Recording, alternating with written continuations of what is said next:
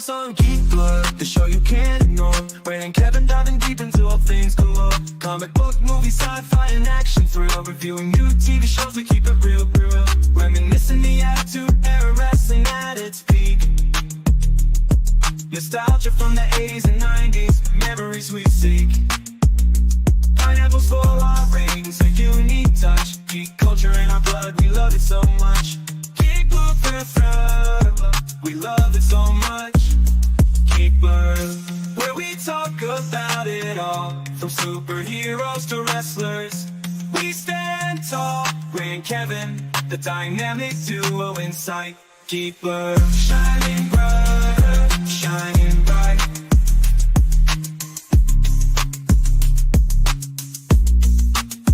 Did you hear about Pluto? Let's messed up right. Geekler, taking you on a nostalgia flight. From movies to TV, we cover it all. Join us and every week we'll have a ball.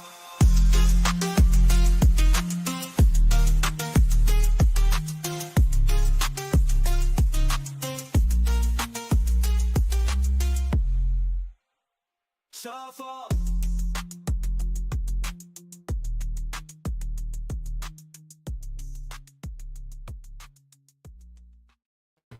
What's poppin'? What's going on? What's going on? Not much. We are at a monumental episode 150 today. Gonna start off talking about what we watched this week. Got a big finale last Sunday. The Penguin episode 8 ended. First season, maybe. We'll talk about that in a minute. Before the episode aired, Matt Reeves went on social media and thanked the audience for watching the series so far, and had a little note. I think I may have had it on here. Let me see. I did, yeah. Just a note saying he's grateful for all the fans who've been watching, and stay tuned because it's going to go right into the Batman Part 2. We'll get into that in a minute, but before the episode aired, they had a first look on a lot of new Max shows coming out, and we got the first look at Rick Flag Sr. in Peacemaker Season 2, coming out sometime next year.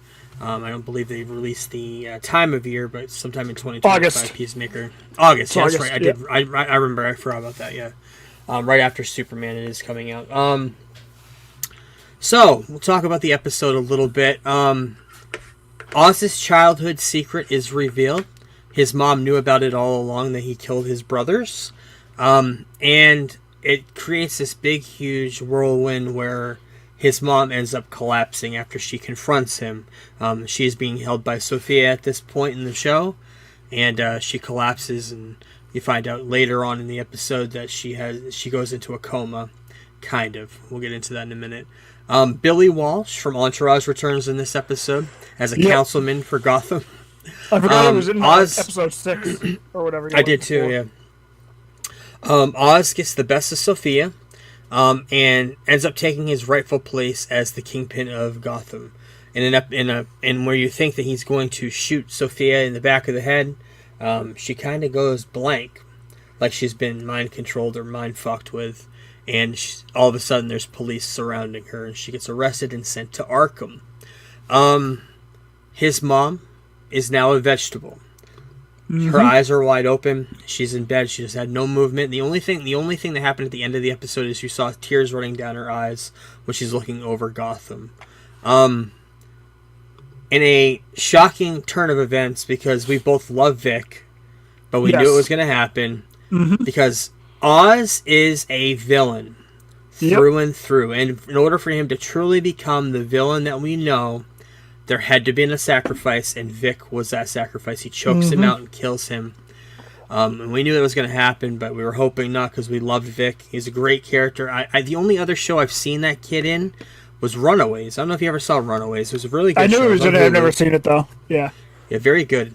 Also, Sophia's in Arkham, and Julian Rush, Dr. Julian Rush is there, and he gives her a note in her cell from Selena Kyle, Catwoman from the first movie. And if you remember the first movie, Selena Kyle is a Falcone. She's the daughter of Carmine. Means that she is the sister to Sophia. Not sure what the note says. I'm not sure when we'll actually see that. Yeah. Maybe in the movie. Yep. Right.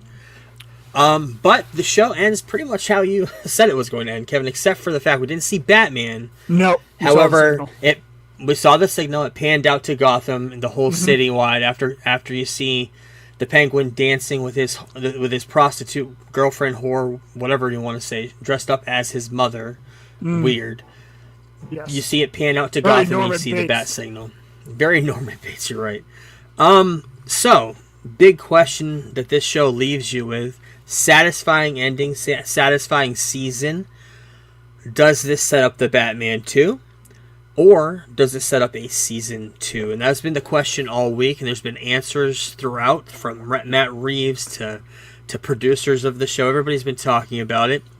Colin Farrell has come out and said he has 5 or 6 scenes in the Batman 2. Reveals that he's attached to star in a third film as well. He's signed on for a third film. I could see that being the culmination of everything with Colin Farrell. He does such an amazing job.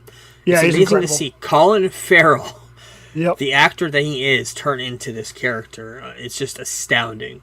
The episode did 2.1 million viewers across all platforms last weekend. Did big numbers for them. Plus, it just adds up with streaming every single week. And the ending sets the stage for the Batman 2 and maybe Season 2. Entertainment Weekly kind of did an article talking to people behind the scenes, Matt Reeves being one of them. And mostly saying that we're kind of flicking you at the end of the story. Oh, at the end to say the story's not over, Reeves says. The idea that Oz and these characters could be on a collision course at some point with Batman, that's of course out there. So we wanted to leave you with that sense of that without overshadowing that this is really the completion of the story. You're right, we didn't know this. We knew this wasn't going to be the completion. It was kind of a bump in the road to get to the Batman 2. Also talking about conversations are being had because there's so much success with this show. And everybody's talking about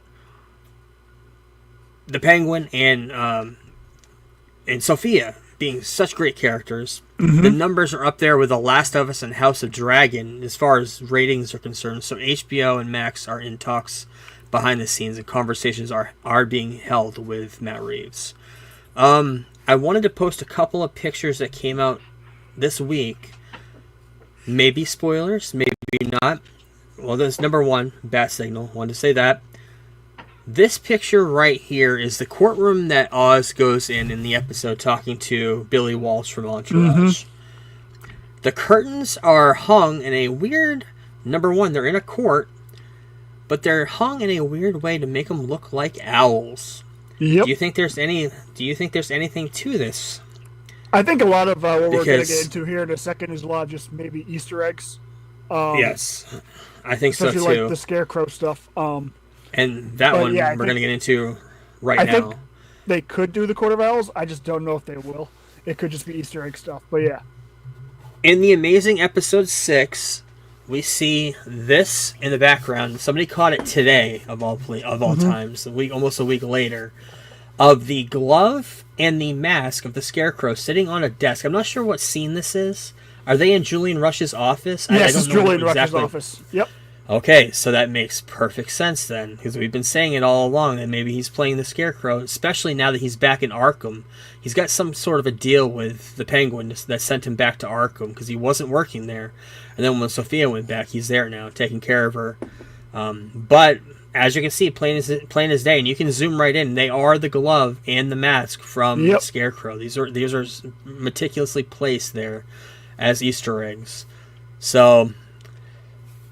I hope so. He's a great actor. He's great on the show, and I would love to see a maniacal Scarecrow like this. That'd be really cool. But yeah, like I mentioned last week, it's very hard to be the Batman. Much of the city is in desperation, so police can't get everywhere. There's crime everywhere. It's a very, very dangerous time. Batman's out there trying to grapple with the aftermath of everything that happened, which to some degree he blames himself for. That's from Matt Reeves talking about the Batman 2. So, I'm looking forward to the Batman 2. Wasn't a huge fan of the Batman 1. The show, by far, eclipsed the movie for me. And I know you're a huge fan of the movie. I know a lot of people are. But for me, the way that this is a character study for two main characters, it just did a wonderful, fantastic job depicting these two characters. And I can't wait to see what happens with Colin Farrell's Penguin, see where this character goes in his story. And if there is going to be another series or another season between Batman 2 and 3, I wouldn't mind seeing a Penguin season 2. But I wouldn't mind seeing another character being brought in as well. So, Shrinking, episode 6. Not much to really say other than the daughter. The daughter of Jason Segel's character did end up having a one-on-one conversation with the man that killed her mother. And she forgave him. That was awesome. Yeah, that was a good scene. Yep.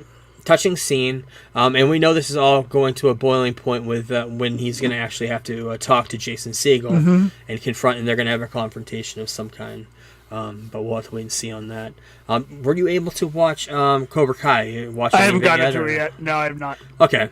That's cool. Where am I? So, last week you told me True Detective Season 1 is one of the best seasons of television you ever watched. Yes. So what did I do last week, Kevin? You watched it? I watched the whole entire season of True Detective Season 1. It's a good binge, because each episode is very fucking good.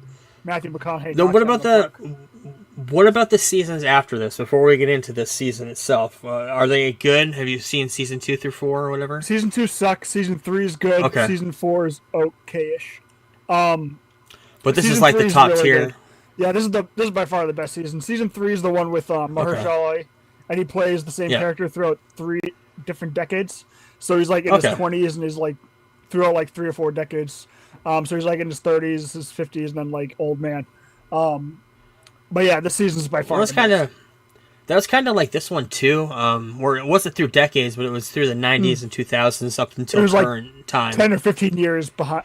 Yeah, I thought it was really cool, starring Matthew McConaughey and Woody Harrelson. This was on HBO a decade ago, I guess, but I'm just getting to it now because you recommended it. But very good. Eight episodes, I believe. Long form storytelling about a murder that happened somewhere out in the Midwest somewhere. And they have to try to solve it, and they think they solve it, but they didn't really solve it, and they come to find out there's another killer.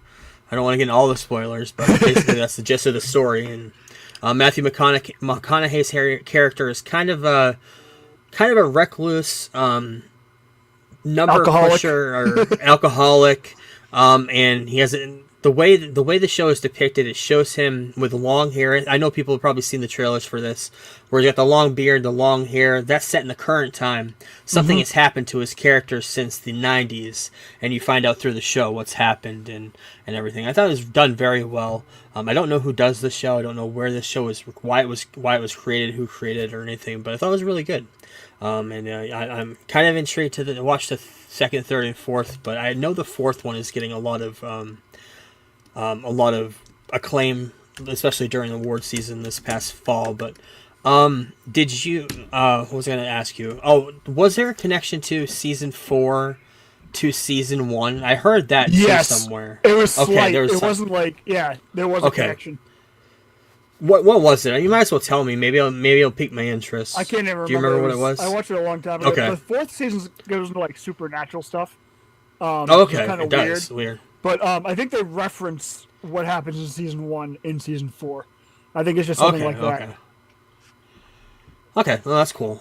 So this week I also watched another movie. Came out in 1988. I don't know if you must have seen it because it was everywhere. Long time ago. Michael Jackson's Moonwalker. Yeah. I bought this movie. It's only available digitally on Amazon Prime. You can buy it on there, not on iTunes, not streaming anywhere, I don't think.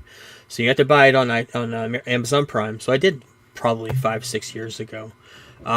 This movie came out in 1988, starring Michael Jackson. Starts off as a career retrospective, and then it showcases the Bad album. It came out right after Bad. And it's a collection of short films, including the iconic music video for Smooth Criminal, videos for Leave Me Alone and Speed Demon, and a whole bunch of other songs. He does a rendition of Come Together by the Beatles at the end. It basically tackles his fandom, his controversies, the myths surrounding him. At one point, he dances with the skeletons of the Elephant Man because there was rumors that he bought the bones of the Elephant Man. I actually think he may have. And Bubbles was in this too. His chimpanzees. Every news article that was ever about him was kind of tongue-in-cheek talked about. Humorous at times, kind of. But it was dark as fuck in a lot of scenes too. Drugs, child abduction, noir, futuristic gun shootouts. It's a fucking fever dream. Is exactly what I wrote in the notes. Also, as you see, there's giant cartoonish characters, weird stop motion animation. In the very bottom left corner, I don't know if you can see it because it's really small, but there's a little claymation of the Noid, which is the Domino's pizza mascot way back in the 80s and 90s. He had a little quick cameo in the video too. A lot of young kid actors, of course, Michael Jackson being a kid himself at heart. The lead kid being one of the kids from the Mighty Ducks, and a lot of them were Michael Jackson's nephews. Also, Sean Lennon, the son of John Lennon, was in this. He was one of the kids. And Joe Pesci starred in this as well as the big bad guy, Big Mr. Big. Cameos from Clancy Brown. Nikki Cox was in the Bad parody, the little kids' Bad video parody. Very weird, very fever dreamish. Lots of great music. I love, of course, the iconic thing from this is Smooth Criminal, and I was obsessed with that when I was a kid. Still am to this day. I love that video, love that song. It's one of my favorite Michael Jackson songs. There was a video game on the Genesis, a side scroller. Came out in like 92, I believe, 90, I can't remember, but it's exclusively for the Sega Genesis. And I believe the Smooth Criminal song is the whole entire soundtrack of that game. The movie is okay. It's a lot of career stuff surrounding Michael at the time. He's going through all the weird changes with his look, of course, because just 10 years before that he was a black guy. Then he's bleached his skin, and he did a bunch of facelifts and nose jobs. So he didn't look the same he did a decade before. But so he's going through a lot of scrutiny through that, and through the news media and everything else. And crazy time, but crazy movie. Very, very weird. I believe it made a penny for him and for the studio that made it. But I did want to bring that up because I did watch that. The other thing that I watched came out, I believe, this week on Prime. My old ass. I've watched 3 movies this week we're going to get into soon. This is the first one that probably are my favorite movies of the year. I love time travel fuckery, and this dives right into it. Starring Aubrey Plaza. After a teen, who's the girl on the right, has a mushroom trip in the woods on her 18th birthday, Aubrey Plaza stars as her older self. Sent from the future, sent back to give her younger self advice to make her life better in a troubled future world that she's living in. The way this movie depicts it, there's some parts of it I wish that they dived into a little bit deeper. I wish they dive into Aubrey Plaza's future a little bit more and see where her future really was. But overall, 4.5 out of 5 for me. This movie was fantastic. There's a really cool scene at the end where everything kind of comes together. You find out why she's sent back to the future, or sent back to the past to talk to herself. Is it a comedy? It's very, very cool. Kind of a mix of a comedy, drama, coming of age story for sure. Okay. Very, very good. It's on Amazon Prime right now, so you can watch it for free if you have Prime. This movie reminded me of another movie. I think I brought it up before. I'm gonna bring it up again.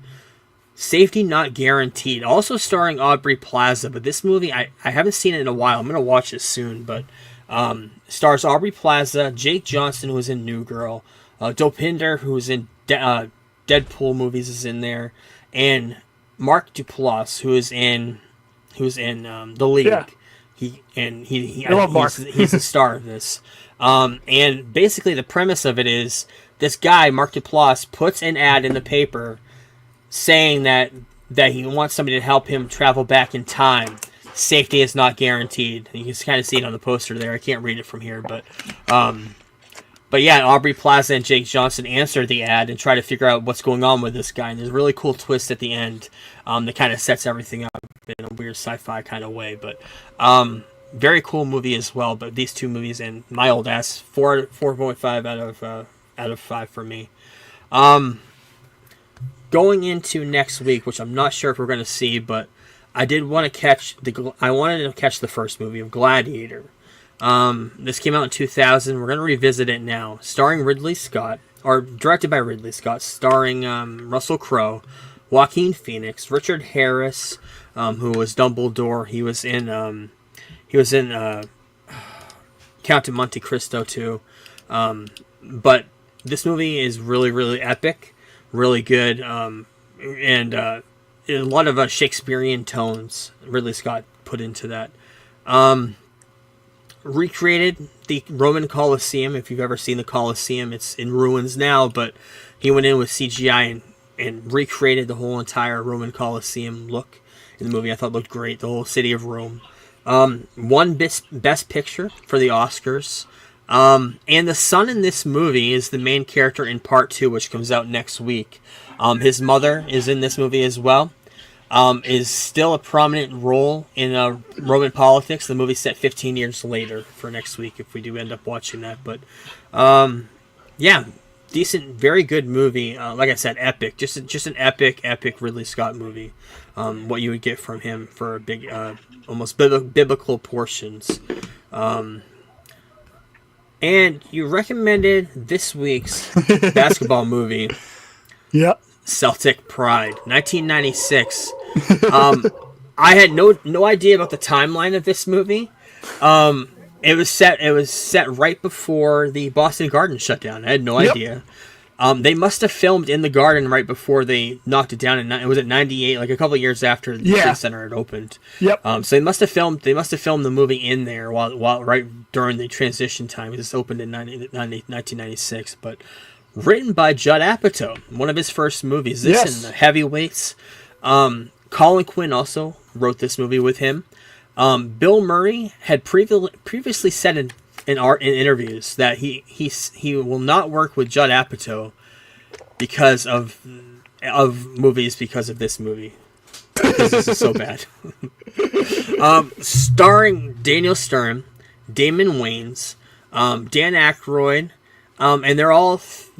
Damon Wayans, the basketball player who's playing for the Utah Jazz, and the Celtics at this time were horrible in real life. Yes, they were not good. And the movie they were going into the finals, and in order to win the NBA Cup, or NBA Championship, Daniel Stern and Dan Aykroyd kidnap the lead player of the Utah Jazz, so the Celtics will win.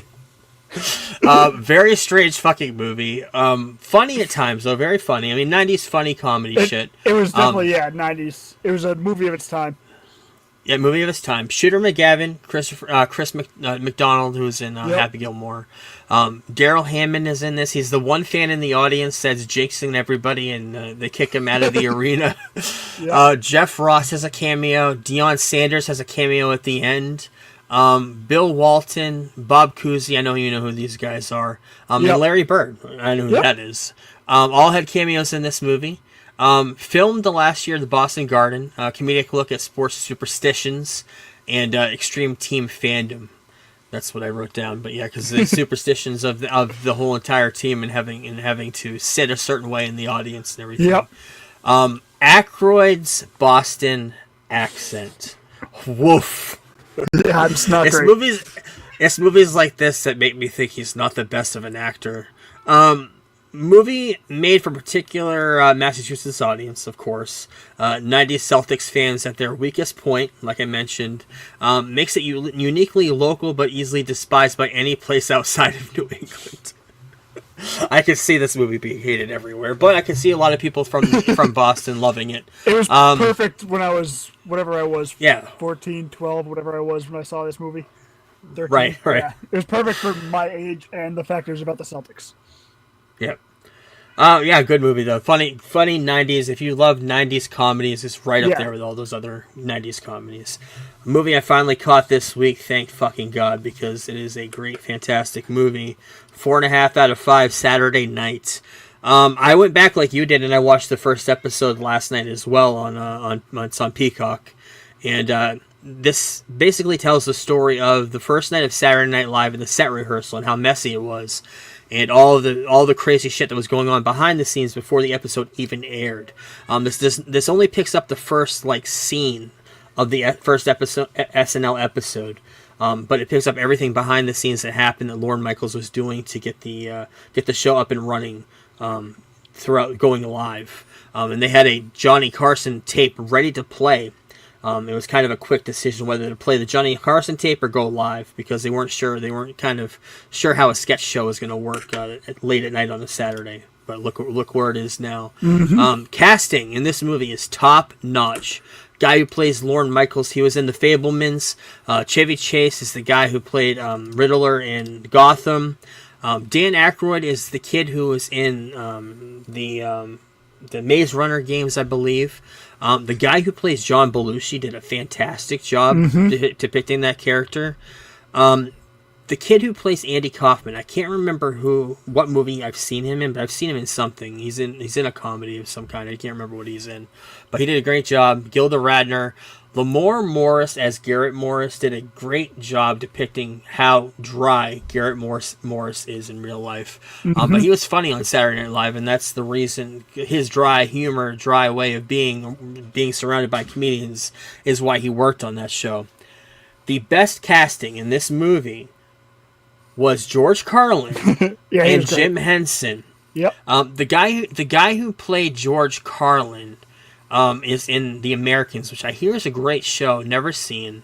And the guy who played Jim Henson is another kid I've seen in a comedy before. I just don't know what I've seen him in, but fantastic job.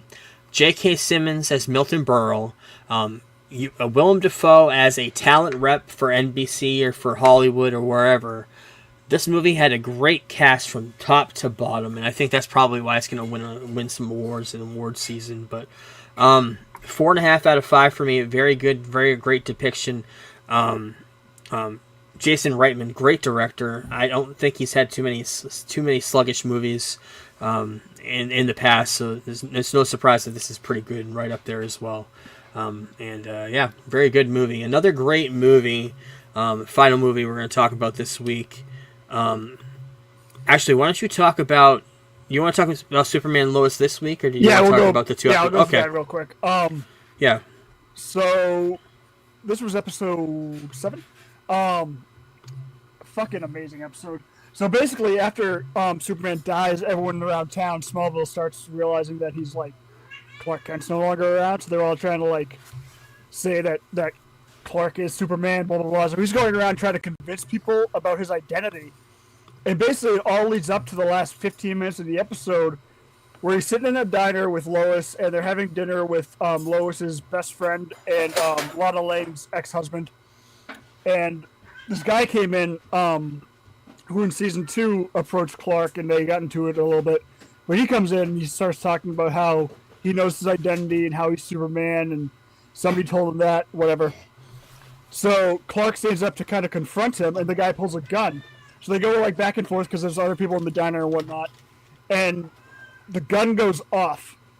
And so then it goes into slow motion, and Clark looks at Lois, looks at the two people they were sitting with, looks back at the guy, takes off his glasses, puts them on the table. Lois just staring at him because it's slow-mo to everyone except for him, obviously.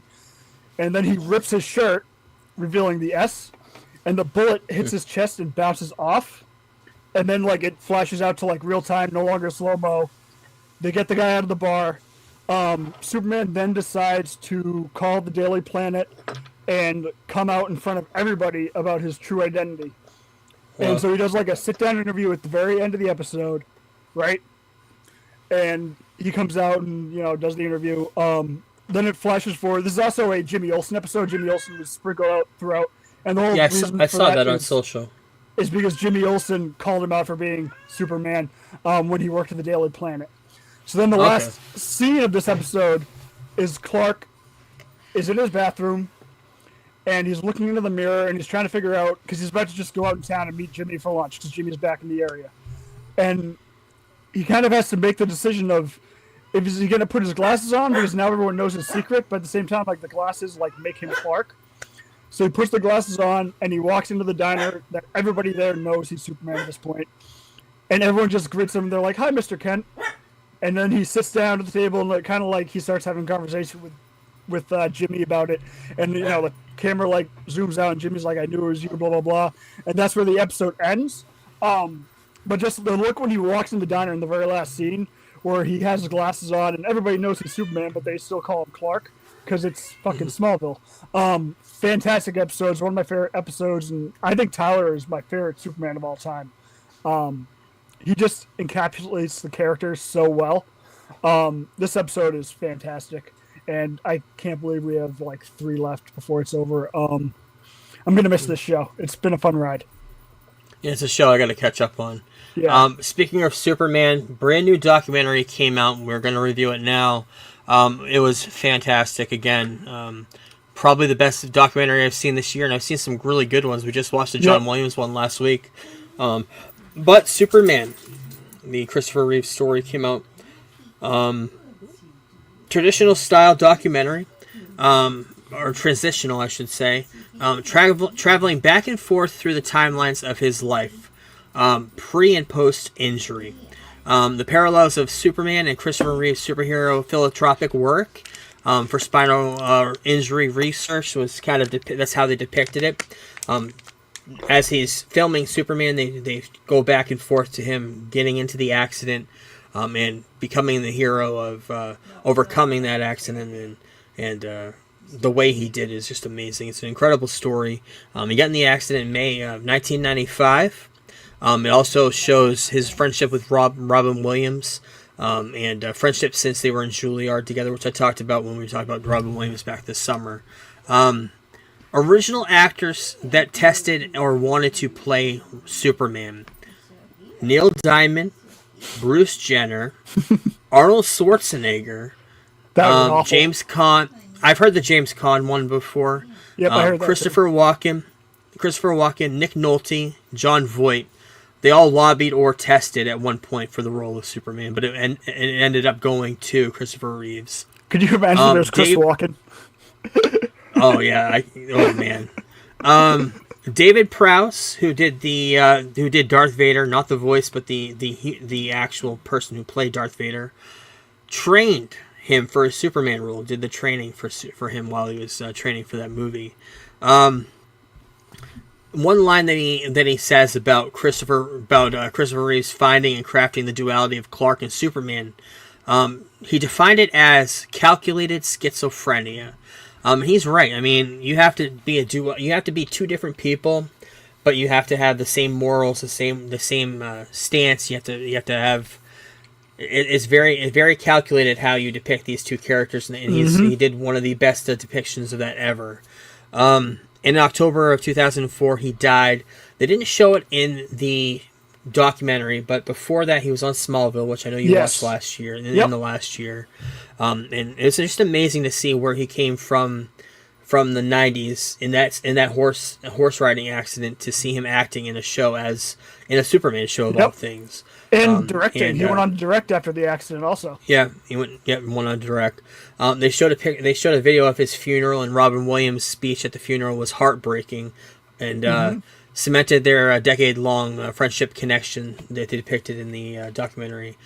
His wife, Dana, who stood by his side the whole entire time, she died a couple of years after in March of 2006. We talk about his son, Will. He is the son that he had with Dana. Yes. He is a mirror image of Christopher. Yep. And he's also going to be in James Gunn's Superman movie. He's playing a reporter in that. He's a reporter in real life for ABC News now. This was a great documentary, and like I said, the best documentary I've seen this year. 5 out of 5 for me. I love this documentary, and it's very, very good. Like I said, documentaries have been great recently, and this is top tier for that. It's not streaming yet; it'll be on Max soon. But when you see it on there, definitely check it out. With that being said, let's jump into the news. You need a new sound. Can't have the news without the sounder. I expected it to happen on its own. We ended last week talking about D23 Brazil. It happened last week. And Saturday had a whole bunch of reveals we're going to get into. We got the first look of Disney, at what's going to happen at Disney parks of all the Magic Kingdom in Florida. They're going to have this Disney Villains Land and all the villains that are going to be involved in that land. You got Captain Hook, you got the Evil Queen from Snow White, you got Ursula, you got all the Jafar from Aladdin, the Queen of Hearts. You got all the main bad villains that have been in Disney movies throughout the years. Kind of weird that it took them this long, 50 years, to do this in a theme park, but because everybody loves the villains. But the big thing we're going to talk about, Kevin Feige came out talking about the Marvel attractions that are coming to Disneyland. Basically, Infinity Defense's Stark Flight Lab both have begun construction. Will begin construction next year. Robert Downey Jr. is going to return as Tony Stark. We already talked about that back this summer. And they announced a new toy. They showed some pictures of the new Toy Story 5. And that Buzz Lightyear is going to have an army of Buzz Lightyears. And that's going to be the villain of the movie. Yeah, they're going to be all malfunctioning toys taking over. That's the picture on the bottom, them landing. Also released some information and some pictures for Fire and Ash, the new Avatar movie coming out December 19th of 2025. Some new pictures. It's currently in post-production, and they're still working on that. Announced that Andor Season 2 has a new title. Andor, A Star Wars Story, Season 2. Takes place over the course of 40 years. Every 3 episodes, a year passes in Cassian's life. And this is going to come out on April 22nd of next year. Brad Winterbaum came on stage before Kevin Feige talked about the movie side and talked about the television side. Brought up the possibilities of a Loki Season 3, says there's always a chance. Talking about Jessica Jones, he's hoping that she'll get a new season, just like Daredevil and Kingpin and Punisher being brought into the MCU. He hopes that she does as well. Talking about Agatha all along Season 2, I think we all want to see more adventures in Westview. I don't think we'll see another Agatha season, but we'll probably see Agatha or Westview again in Vision Quest or something. And before... I'm trying to think. Kevin Feige did an interview before this panel while he was in Brazil, and he talks about the output of Marvel and all the movies that are going to be coming out from Marvel, and talking about there's going to be 2 films and 3 shows after 2025 because 2025 is a catch-up year. Saying it turns out that we have been working on these titles for a long time, and they happen to be ready for release now. We are very excited, but everything past this is going to be cut back quite significantly. Also talking about Blade, still committed. We are committed to Blade. We love the character. We love the version that Mahershala has of him. I can say that the character will reach the MCU, so he's very, very sure of it. So all the haters saying this movie's not going to happen, the God Feige says it is. So also talking about Scarlet Witch. Saying I can only say that we are excited to find out when and how the Scarlet Witch can come back. So there is some speculation that she's going to come back in Secret Wars. Also says that the X-Men will be important to the MCU after the events of Secret Wars, which we've already heard before, but this is the official word out of Feige's mouth this time. Saying that there are more plans for Deadpool and Wolverine. Will always be the same. Always wondering where they can fit them in and how fast they can get them in. They were so successful. Talking about the future of Eternals. He says he's very proud of that movie. That cast was incredible. We'd be lucky to get any of them back at some point. We'll have to see about that. Also talking the same about the Inhumans. We'll see where, if, and when they return. Inhumans haven't been around since the shitty TV show that happened a decade ago. Yeah. And also confirming that Miles Morales will appear in the 3rd Spider-Verse, which is in production. I hope shortly after that he can enter the MCU in live action. We talked about not too long ago where there was a rumor of a new Sony deal within 6 months after Sony releases a movie with the character, Marvel has full rights to the character use. So I'm guessing this is part of that. So they have to release the Spider-Verse movie, and then they can use Miles in live action. Same thing could be said about Aaron Taylor Johnson as Kraven too. So that would be interesting if that also could happen. But because he would be great working off of Tom Holland as Kraven doing The Last Hunt. That'd be awesome. Final season of What If, Season 3, was announced, coming out December 22nd. 8 episodes, one final watch. A lot of characters coming in, but the big one that everybody's talking about, the actress who does Storm in X-Men 97 and the X-Men 90s show, is coming in to weld Mjolnir, whatever the hammer's called, Thor's hammer, and she's going to be in one of the episodes. This is all, what they're saying, this is all going to lead up to eventually something happening in the multiverse. Something's going to happen in this show that's going to happen, and it probably lead up into something bigger in the MCU. So we'll have to wait and see on that. He also said that Fantastic Four only has a few more weeks of filming left. And before the panel ended, we got a new look at Thunderbolts. Got some pictures of the characters looked in the trailer. Not much from that, but the big trailer was the new trailer for Captain America: Brave New World. As you can see, the Red Hulk, we said, I mentioned it when I was talking about the character, the Red Hulk, a little bit different from the Green Hulk. When he turns Hulk, when Thunderbolt Ross turns into the Hulk, he's on fire. And that's depicted on here when he turns into the Hulk on stage at the White House. He burns everything around him, and you can see the fire coming from his hands in that picture there. I cannot wait to see this movie. I hope it's good, though. I mean, we're still at a pivotal point on Marvel, but a lot of issues with this movie while filming. A lot of issues. Yeah, that's what I hear. That's what I hear too. So, and we got a new poster for it as well, and depicted right out of the comic books. So yeah, and of course, Feige can't be seen anywhere without a new hat. He had a brand new hat they were giving out at Comic-Con of the Red Hulk grabbing Captain America's shield. Thought that was pretty cool. But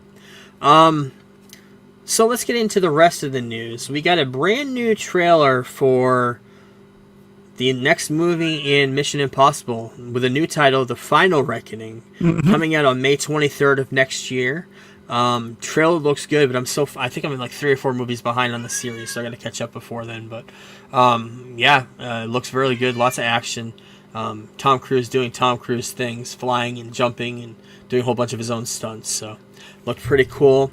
Got a new trailer for Secret Level. We talked about this a while ago. It's an anthology series coming out on Prime, December 10th, and it all depicts a whole bunch of video games from the past. And the video games are Pac-Man, Warhammer 40,000, Mega Man, Dungeons and Dragons, a lot of PlayStation exclusives too, games and characters. But there's a lot of cast to this as well. We mentioned it a couple weeks ago that Keanu Reeves, Arnold Schwarzenegger, who else is on there that's of note? Kevin Hart, a lot of Patrick Schwarzenegger, his son. There's a lot of characters that are in this show. Trailer looked really cool. It's going to be kind of like a CGI human type of weird animation. Looked pretty cool though. That comes out on Prime December 10th. Brand new trailer for a movie I didn't hear about till this week called The Amateur. Rami Malek, Lawrence Fishburne. Rami Malek plays like a government desk guy who works on a computer, and somebody kills his wife. And he's an amateur, so he goes in, he's pissed off, and he wants to take revenge, and he goes in kind of John Wick style to try to kill the guy who kills his wife. The trailer looks pretty cool. Comes out on April 11th. Got a new trailer, new posters for Y2K. This is a movie, if Y2K had happened and actually everything went wrong and the world ended, starring top left, Fred Durst. I was going to say, is that Fred Durst? It is Fred Durst. And a whole bunch of kids. It's like a teen movie, but looks funny. Looks like it could be okay. I think Hulu released some what's coming up next year type of deal, and they released some new stills from Alien Earth. I wanted to post those and go through them and see. It does look really, really cool, and I can't wait for that. We have some Alien Predator news later, but we'll get into that later. The Martin Scorsese documentary Beatles 64 coming out November 29th. Released a new poster for that. I'm going to watch that in a couple weeks. Weekend box office last week. Venom. The third Venom movie, 16 million. Best Christmas pageant ever. What the fuck is that? Number 2, 11 million. And Heretic movie, 11 million. Not a big box office weekend, but Venom's still winning the box office, making a lot of money for Sony. So, rest in peace to Tony Todd. We just talked about him recently. He did the voice of Venom in the last Spider-Man game, but he has been in a ton of movies. Candyman, of course, is being the big thing, big franchise. Final Destination. He was in Psych. I'm not Psych. He was in Chuck in one episode. Maybe Psych 2.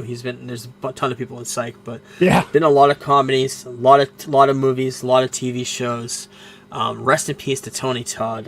Very funny, and of course, we just talked about The Crow. Yep. Yeah, hell of a voice. We just talked about The Crow. He's a henchman in The Crow, as depicted in the picture there. But yeah, rest in peace to Tony Todd. In something that was funny, I don't get into politics because I hate politics, but The Onion buys Infowars.com, and they're going to turn it into a satire. Infowars.com was owned by Alex Jones, conspiracy theorist, and he went into bankruptcy auction, and yesterday, The Onion purchased Infowars. They're going to turn it into a satire, and they plan on relaunching it into a comedy property. And they're going to be doing a whole bunch of news outlets and conspiracy theorists like him, Alex Jones. And they're going to be parodying them on the website. I thought that was really, really cool. I love The Onion. Great fake news stories. I saw some internet speculation, and I said this when we were talking about it when they do the American Psycho remake, that Jacob Elordi should play Patrick in the movie. And I saw some internet people picking that up too. So no official word on that yet. I did want to mention on the podcast that it came here first. So if anything, we see anything, we'll talk about it. But speaking of casting, Lady Gaga has been cast in a mystery role in Wednesday season 2, which I was pretty high on season 1. I liked it. Yeah, you were. Ortega. Yep. And I cannot wait to see season 2. Lady Gaga has some hit and misses though. The big hit for me, of course, is Stars Born. The big miss is Joker Folie too. But I don't think that was all her fault. But no. I hear she's great in American Horror Story, which I'm not into. I haven't seen any of them. I've heard the same. Yeah, yep. I saw this news today. I wanted to bring it up to you and get your opinion on it. Zack Snyder is developing a new project for Netflix. Going to direct and co-write it. Sure is. Yep. It's about an action thriller following an elite LAPD unit. What are your thoughts? My issue is he's co-writing it. If he was just directing it, I'd be a lot more excited. I don't think he's a very strong writer. Right, yeah. He has, I guess, similar to, obviously, on a lesser Wish.com version of maybe like a George Lucas, where he has good ideas, but he just isn't very good at writing. George always had that same issue. Good idea, man. So hopefully he doesn't have too much to do with the dialogue, but it should be interesting. It'll be nice to see him do something like low level, because he's never done anything low level. Like his first movie was Dawn of the Dead, which is a zombie movie. So it'll be interesting. WB for the Harry Potter TV series is eyeing Mark Rylance for Dumbledore. I don't know if you recognize him from anything. I've seen him in a bunch of stuff. He was in the BFG. He's been in a whole bunch of different movies as a character actor here and there. But yeah, he just looks familiar to me. Yeah, great actor in the things I've seen him in. So it'd be interesting to see another Dumbledore after seeing the iconic ones we saw in the years before. But they're going to be recasting all those kids. Also, speaking of Harry Potter, they're saying that J.K. Rowling is fairly involved in the Harry Potter series with her input for the casting, especially considering that she's been so loud on Twitter about trans rights and everything. Yeah, I thought she got women's canceled. Rights. She did. And she got canceled from the Harry Potter franchise, and that's basically the reason why the last why the Fantastic Beasts movies kind of failed too, is because she lost her input to them. But yeah, it's kind of surprising to see that. But Happy Gilmore 2 currently filming, and they brought back Ben Stiller to play his role from the first movie as the Dr. Hal L. that harasses Adam Sandler, Happy Gilmore's grandmother in the nursing home.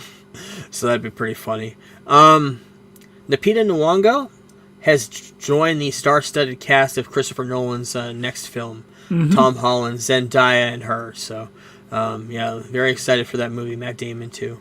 Lara Croft TV series. Don't know if we need this or not. Sophie Turner has been cast as Lara Croft in another live action reboot of the series. Sounds like a terrible casting. Not only that, but why is this movie? Why do people still care about Lara Croft? It was okay. Those movies with Angelina Jolie. The other ones, the one with the girl from Ex Machina, were way better, and she was a good Lara Croft. I never saw that. I did like the supernatural aspect of it. I don't know if that movie was as supernatural or not, but very much Indiana Jones like. So, the boys on social media made a parody post because Elon Musk being announced at the Department of Government Efficiency this week or whatever it was. The boys released the picture of the Deep, named head of Department of Preserving Earth. I thought that was pretty funny. I wanted to bring that up. And the Department of Preserving Earth, the acronym is dope. So I thought that was pretty cool. Boys to Men doing a new biopic and documentary, both in the works. I love Boys to Men in the 90s. Motown Philly back again. So, the Xbox heads are saying the handhelds are in the works, but they're years away from release. I saw this article on IGN. I was like, holy shit. Everybody does a handheld, and Xbox has never done one in the 20-plus years they've been around. I'm so surprised because it's a huge market, handhelds. From the DS to the Game Boy way back in the day, the PS Vita, PS whatever the hell they had for the PlayStation.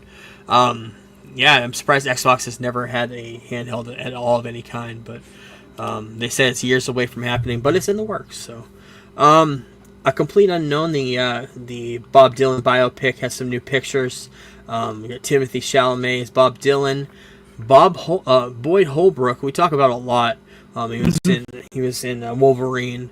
Logan. Logan, I mean. He's going to be playing Johnny Cash. I had no idea until I saw this poster this week. Edward Norton's in that as well, too. So, kind of excited. I like biopics. Bob Dylan's okay. So. Me too.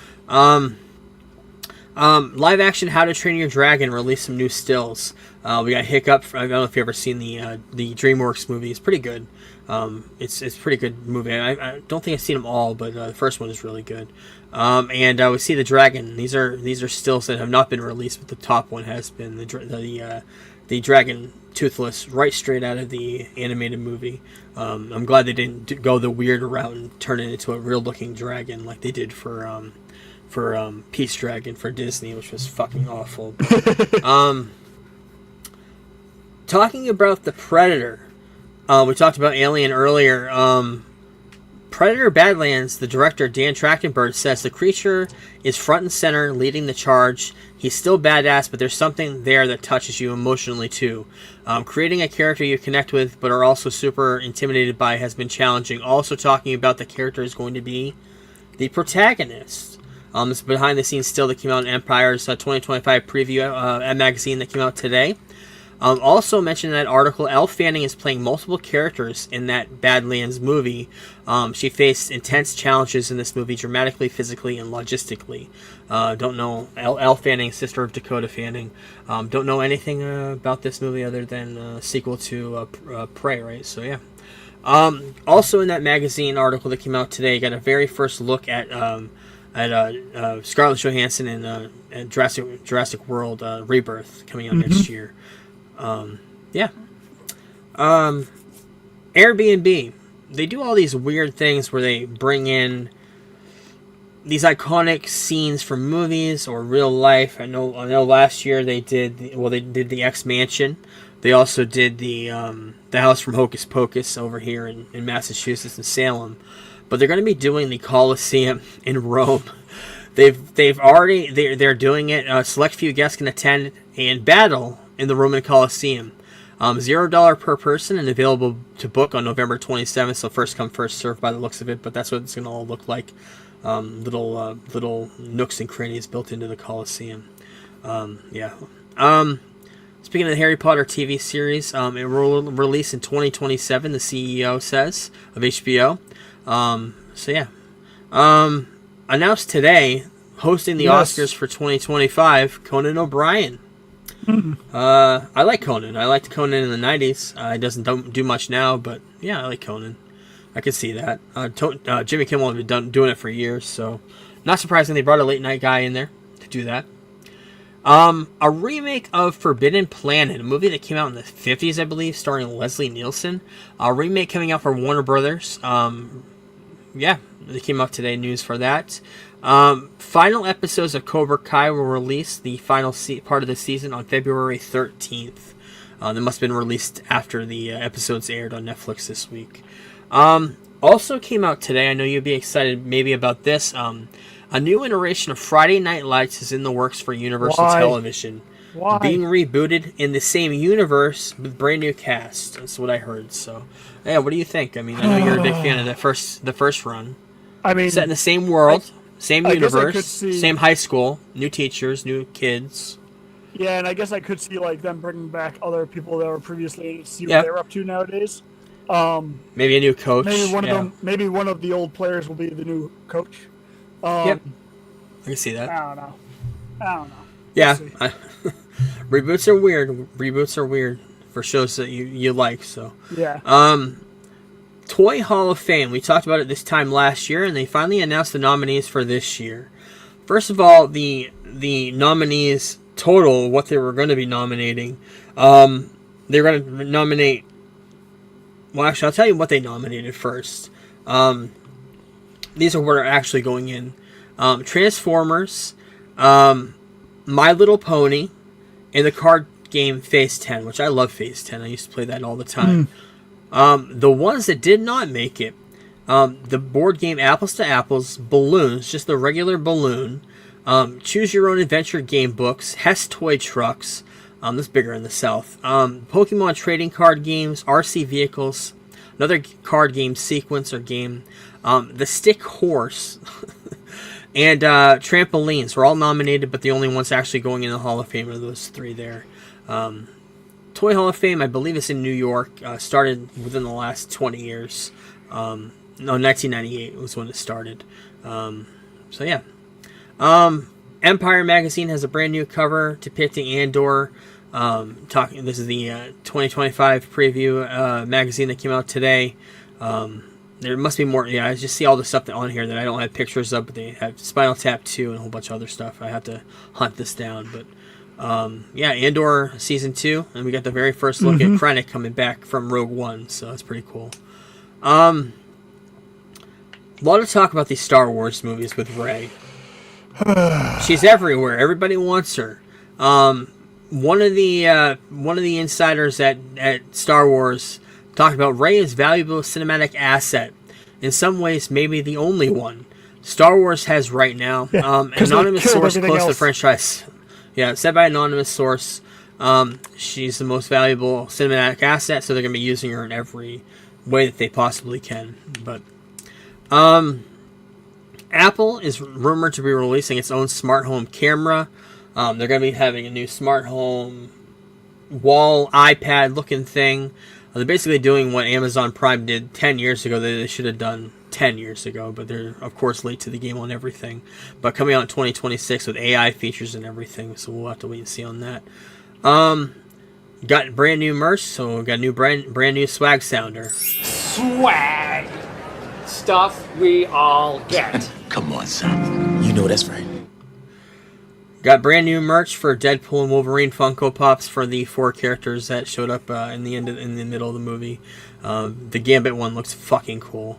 Also, coming out with Hot Toys, Ryan Reynolds released this on his Instagram reel of the Hot Toys figure from the beginning of the movie of Deadpool using Wolverine's bones as weapons, and it looks very, very cool. Hot Toys figures, of course, are great.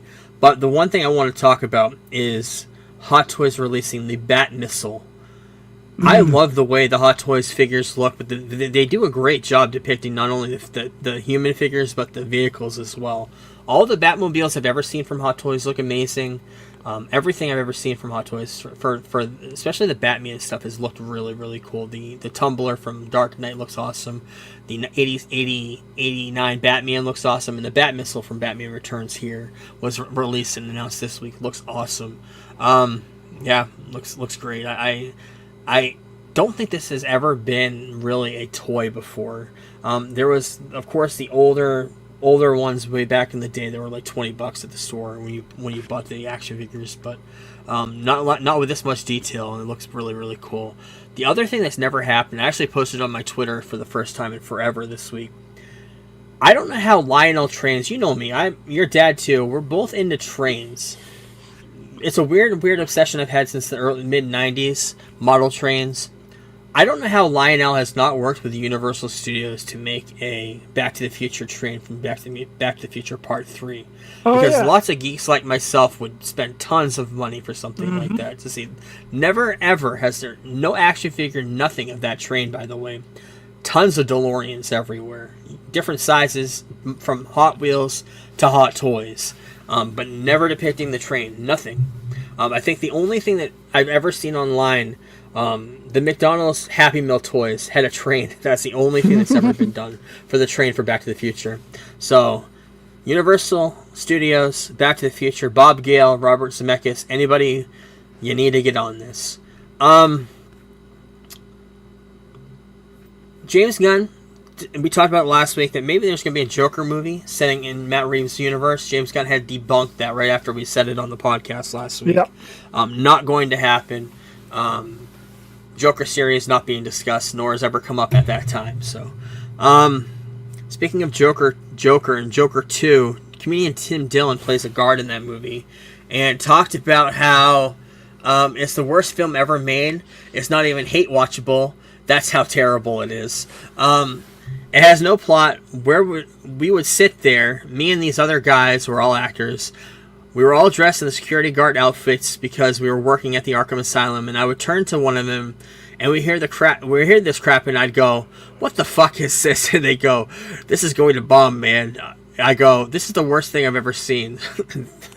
This movie had a lot of problems, and we can tell behind the scenes that they knew ahead of time too, so that's pretty funny. Peacemaker, like you mentioned earlier, I forgot I had this in the notes, but Peacemaker Season 2 is releasing August of 2025 after Superman. James Gunn confirmed that on Twitter, I believe, with 2 weeks left to shoot. Yeah, that's kind of cool. TJ Miller, after bad-mouthing Ryan Reynolds for as long as he did and saying so many shitty things about him, has come and said Ryan Reynolds is such a good friend now. After 2 years, he says, I would not work, after saying 2 years ago he would not work with him again. We talked a little while ago. I think he's been such a good friend, and right now, that I think it would be really, returning for Deadpool 4 would be awesome. I thought he was pretty good in Deadpool 1 and 2. The only problem with TJ Miller, he's one character for everything I've ever seen him in. From Silicon Valley to this to another movie, he's Out of My League. I love that movie too. He's the same character throughout everything, but he's funny. He's funny. He works off of Ryan Reynolds' Deadpool because he's got that dry sense of humor too. So works.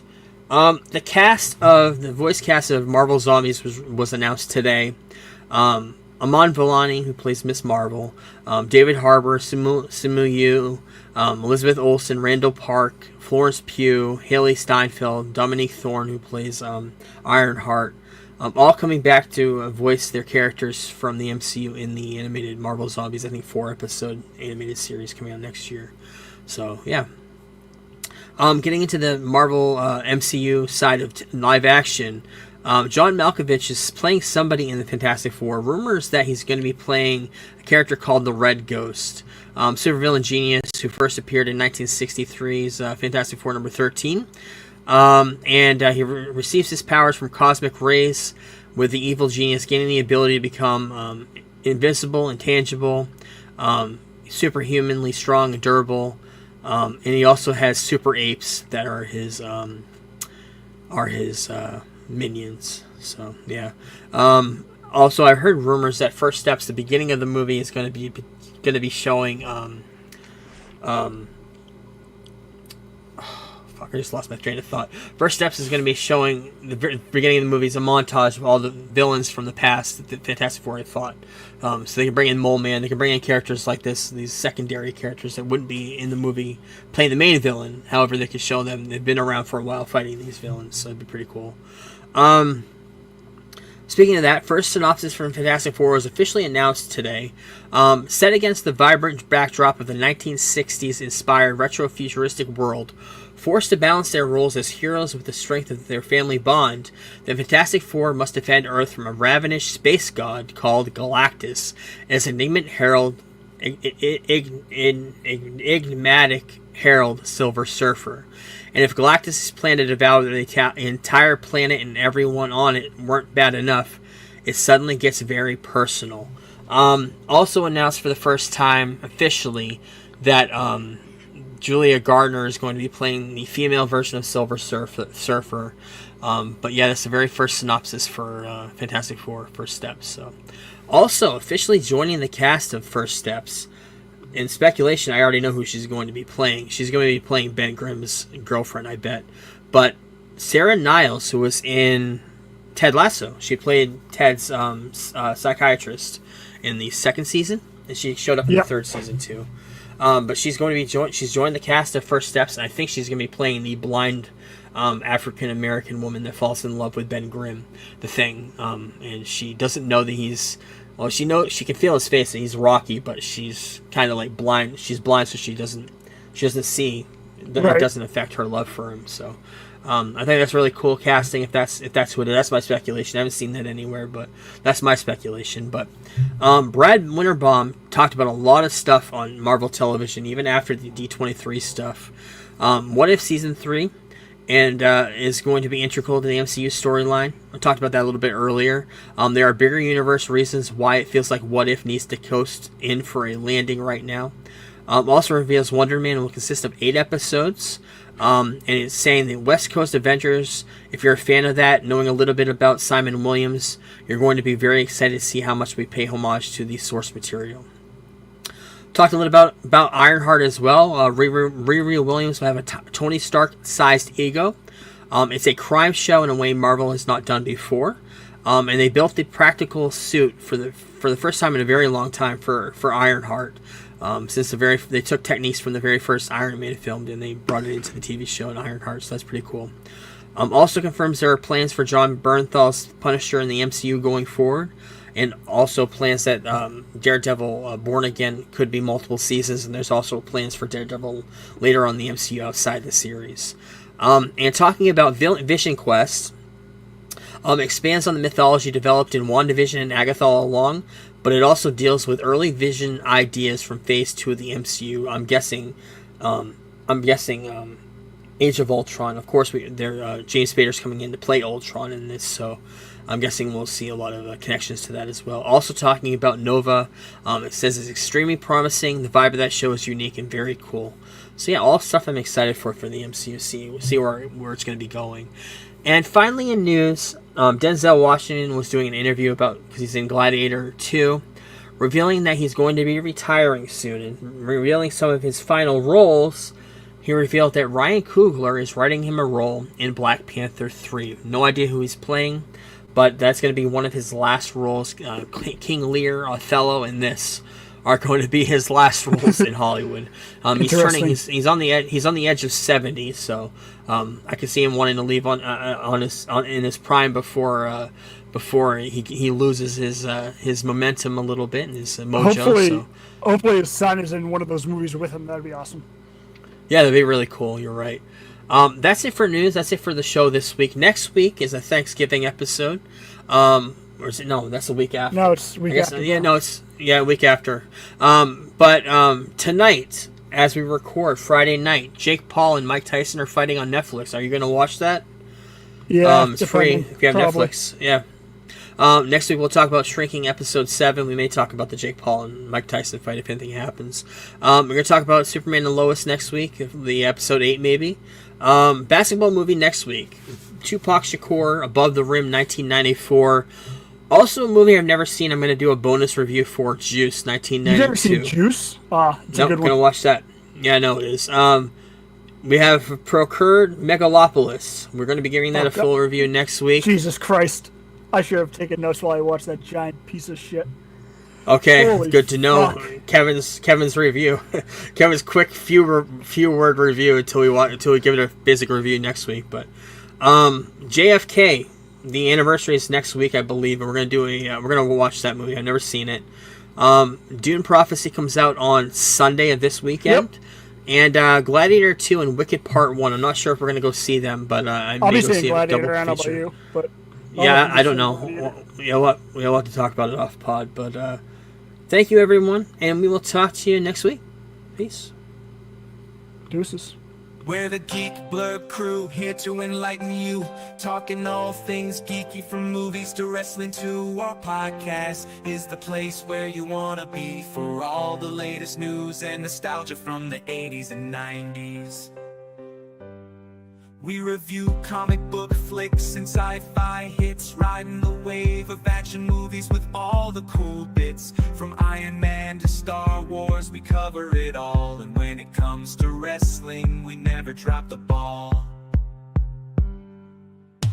Cheap blurb, we're the kings of the nerds. Rating movies and pineapples, our opinions never blurred. Join us each week for a geeky chat with the latest scoop and a dose of nostalgia that. So if you're a fan of the comic book craze, or a lover of sci-fi and all its maze, tune in to Geek Blurb, we're here to entertain, bringing you